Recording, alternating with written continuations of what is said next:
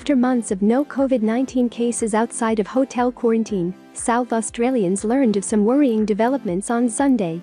A woman in her 80s tested positive to the virus at the Lyell McEwin Hospital Emergency Department in Adelaide.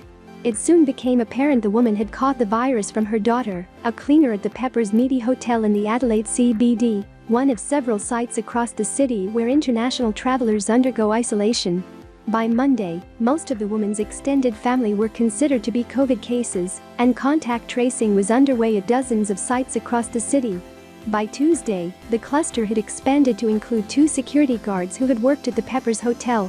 One of the guards worked a second job at the Woodville Pizza Bar.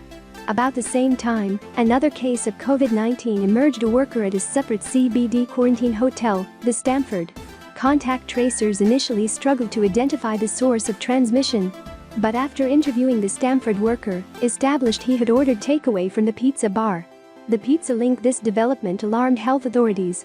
Had the virus been spread by a pizza delivery? The chief public health officer was already worried that the virus seemed to be reproducing rapidly. A public health alert was issued, urging anyone who had ordered food from or attended the pizza bar over a 10-day period to immediately isolate and seek a coronavirus test. Then authorities took more drastic action, forcing South Australians to remain at home for 6 days, shutting down businesses, schools and industry. This was not a Victorian-style lockdown, they insisted, but a circuit breaker designed to buy some breathing space for contact tracers to catch up.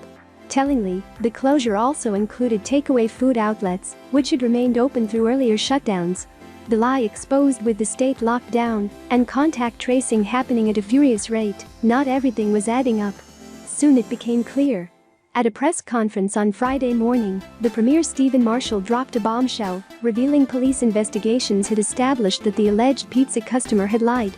He had, in fact, worked in the pizza bar and had been a close contact of the other infected worker. The government and police were furious they had shut down the state based upon a lie. That decision had already had tens, if not hundreds of millions of dollars of economic impact. But the authorities were also relieved. The close contact between the 2 workers had explained the transmission of the virus.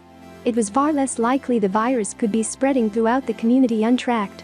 The Premier and Police Commissioner announced the lockdown would end midnight Saturday, with restrictions reverting to far less serious limitations announced on Monday. However, the risk is not over. Authorities are still trying to track thousands of people potentially linked to the pizza bar and other locations of concern. What happens to the man who lied to contact tracing? Late on Friday afternoon, Police Commissioner Grant Stevens backtracked on his earlier stance that the man would face no penalty. He announced a task force, led by Assistant Commissioner Peter Harvey, to look at numerous pieces of legislation which may have been breached, including criminal law, the Emergency Management Act or Public Health Acts. Mr. Harvey said the investigation would be thorough and fair, despite the high emotion involved. There will be no stone left unturned, he said. He would not comment any other behavior that may be alleged or suspected in relation to the owner or managers of the pizza bar, except that it would be investigated. Premier Stephen Marshall said police would look at all and every avenue to throw the book at this person.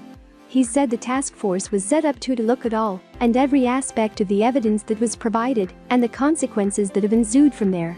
There have got to be consequences for this person, Mr. Marshall told ABC Radio Adelaide.